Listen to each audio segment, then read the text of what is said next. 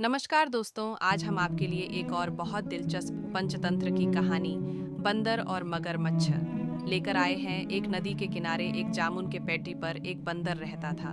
उस पेड़ी पर बहुत ही मीठे मीठे जामुन लगते थे। एक दिन एक मगरमच्छ खाना तलाशते हुए पेड़ी के पास आया। बंदर ने उससे पूछा तो उसने अपने आने की वजह बताई। बंदर ने बताया कि यहाँ बहुत ही मीठे जामुन लगते हैं और उसने वो जामुन मगरमच्छ को दिए। उसकी मित्रता नदी में रहने वाले मगरमच्छ के साथ हो गई। वह बंदर उस मगरमच्छ को रोज खाने के लिए जामुन देता रहता था। एक दिन उस मगरमच्छ ने कुछ जामुन अपनी पत्नी को भी खिलाए। स्वादिष्ट जामुन खाने के बाद उसने यह सोचकर कि रोजाना ऐसे मीठे फल खाने वाले का दिल भी खूब मीठा होगा, उसने अपने पति से कहा कि उसे उस बंदर का दिल चाहिए और वो इसी जिद पर अड़ियच गई। उसने बीमारी का बहाना बनाया और कहा कि जब तक बंदर का कलेजा उसे मिलेगा वो पाएगी।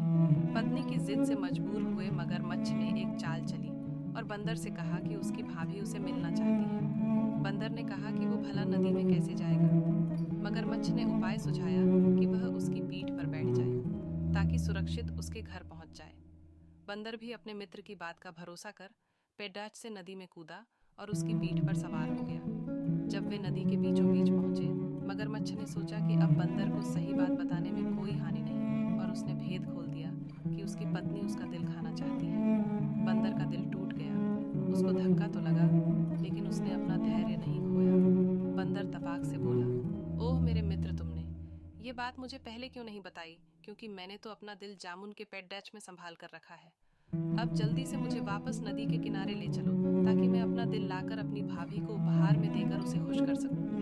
मूर्ख मगरमच्छ बंदर को जैसे ही नदी किनारे लेकर आया, बंदर ने जोर से जामुन के पेड़डाच पर छलांग लगाई और क्रोध में भरकर बोला, मूर्ख, दिल के बिना भी क्या कोई जिंदा रह सकता है।